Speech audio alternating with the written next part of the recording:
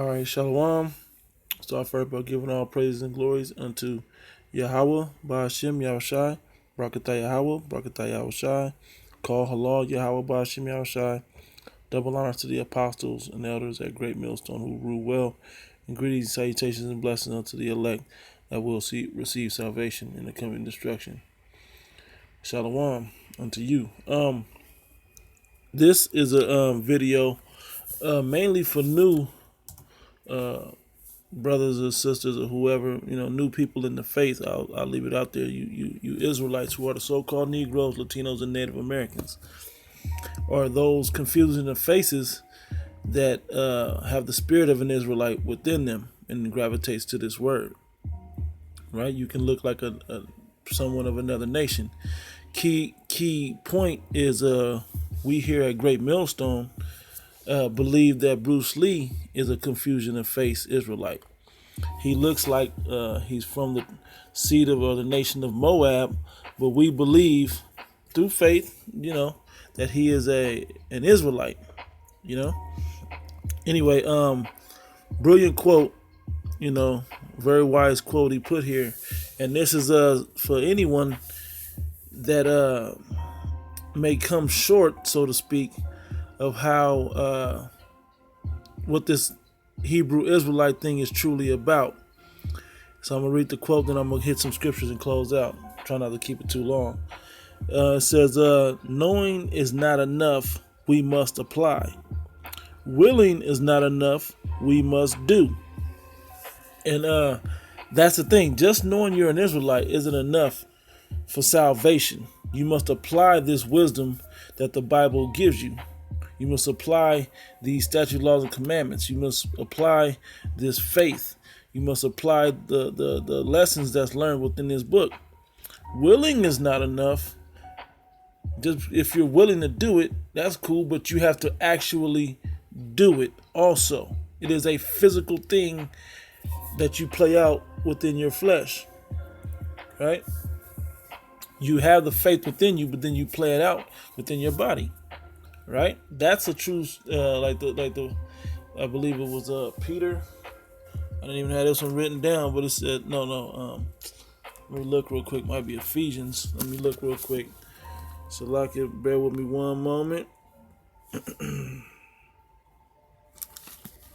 me see. No, it's not there. Let me check. Peter's might be in there or something. Never remember where it's at until I'm not looking for it. That's not Peter's.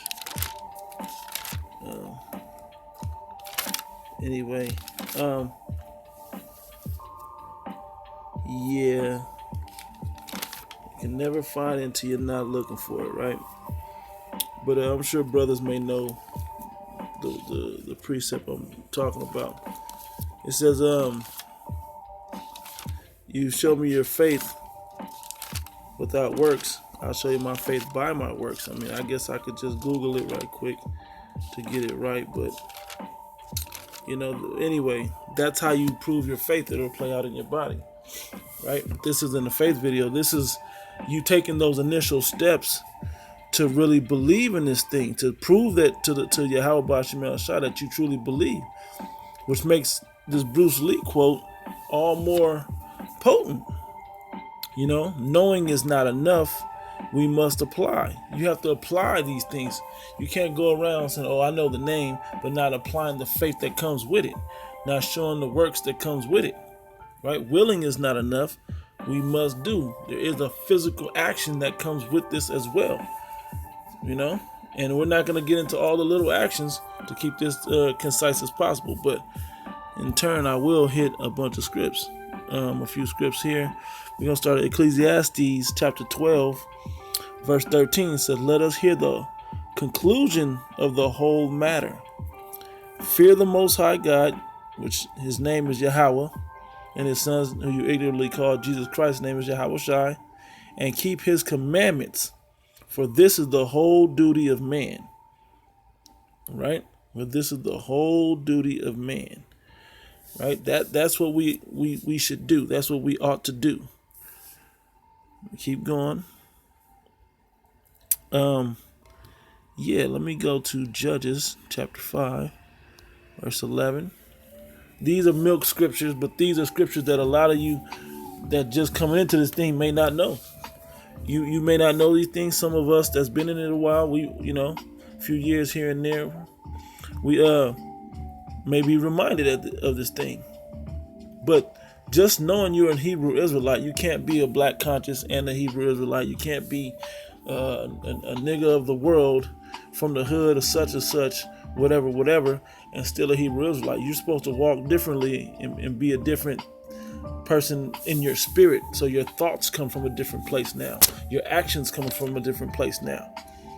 Not the same old guy. That's when you put off the old man and put on the new man, right?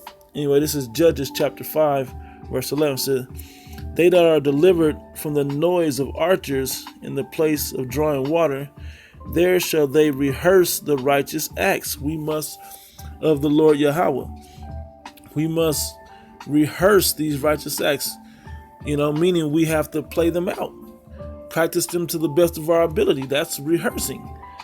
To practice something or perform something to the best of your ability, though you won't get it perfect. Though you may not get it perfect. Some things you will, some things you won't. But having that willing mind, right? Having that willing mind is not enough. We must do. But you have to have a willing mind to do it. Then you must do it also. Knowing what these statutes, laws, and commandments aren't enough. You must also apply them. Very potent script quote by this man, right? I got more. I'm gonna go to Romans. This is just for anybody coming in. If I know there's a big fruit coming in pretty soon. I mean, you look at all the prophecies, people curious, people starting to know. It's becoming commonplace, a household term, Hebrew Israelite. Just like Illuminati's a household term, we have answers for that. The Bible has all these things labeled within it. So to be an Hebrew Israelite, these are some things that you must know, right?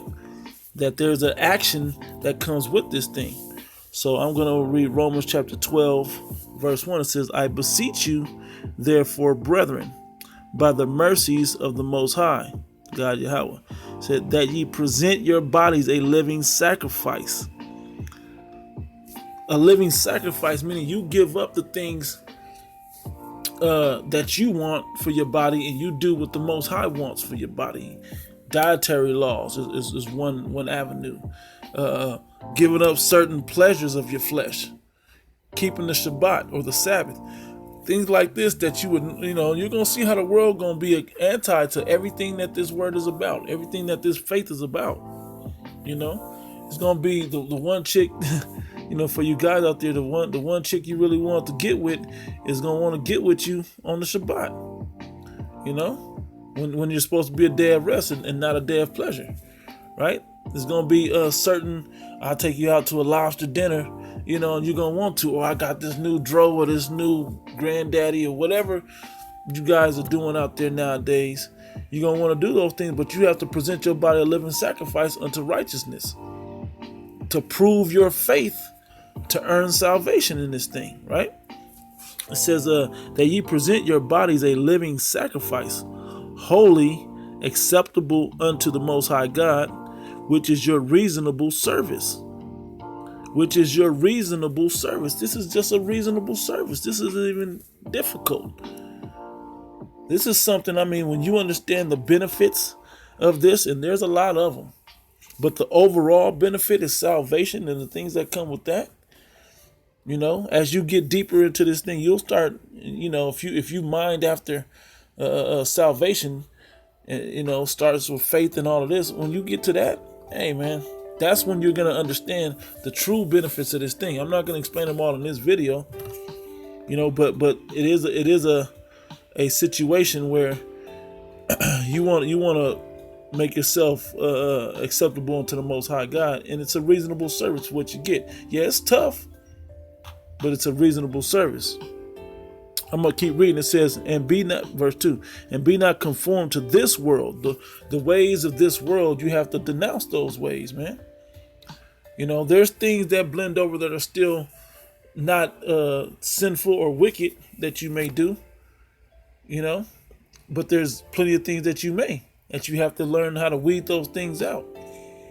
It says, but be ye transformed by the renewing of your mind. You have to renew your mind in this thing. You don't talk to people the same way. You don't treat yourself the same way. Your priorities in life have now changed. It said that ye may prove what is that good and acceptable and perfect will of the Most High God. Yep. Perfect will of the Most High God. Let's keep going. We're going to go to the book of James. The book of James. Chapter 1, I think it's around. Yep. This is almost a direct quote from this right here. Now I want to go back.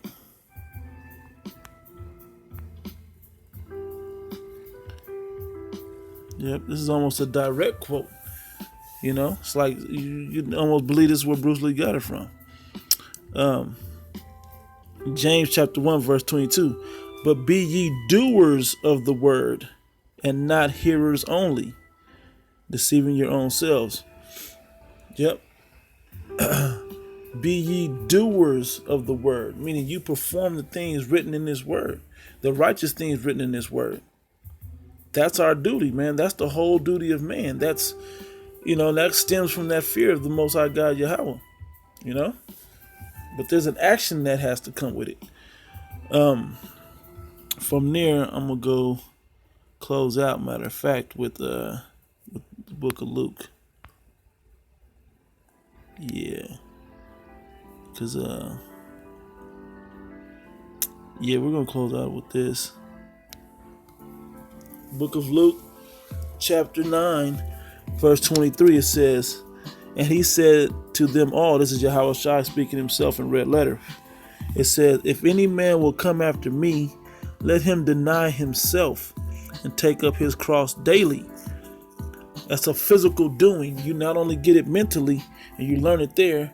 You can't stay on the keyboard all day battling in the comic boards and still smoking weed and drinking in excess, getting Noah drunk, as we like to call it, being out of control. No.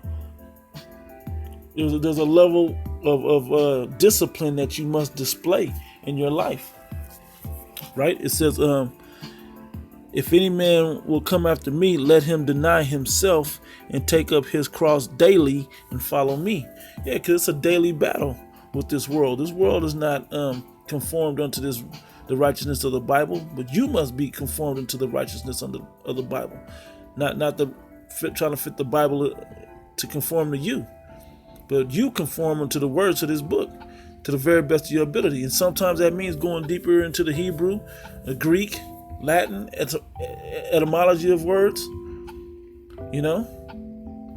It's a labor of love. But what is it for? Your salvation. Right? It says, for whosoever will save his life shall lose it. But whosoever will lose his life for my sake, the same shall save it. Trust me, when you get deeper into this thing, you find out what the destruction, World War III and the missiles and not taking the mark of the beast and the hour of temptation and the time of Jacob's trouble and trying to get through all these things, famines and pestilences and all of these other things. And you see, I know you guys see out there all the prophecies coming to pass, all the destruction that is coming nearly every week now, upon the earth. You telling me that ain't the Most High God working that in this time? Scripture's right about this. Eclipses, earthquakes in diverse places, tsunamis and storms and tempests. These things are happening, man. Fires breaking out all over the world. Uprisings and uproars of the people. Hey, All biblical prophecy. So just know, if you're not in line with this word, but you call yourself, or you think yourself to be an Hebrew Israelite, there's a physical doing that must come with that as well. It says, for what is a man advantaged if he gain the whole world and lose himself or be cast away? What good is it to come into this knowledge and have all of this knowledge if you're gonna lose your life to it? Because you didn't perform it. You had the wisdom to do it, but didn't perform it. More importantly, the scripture's talking about what good is being rich in a collapsing economy.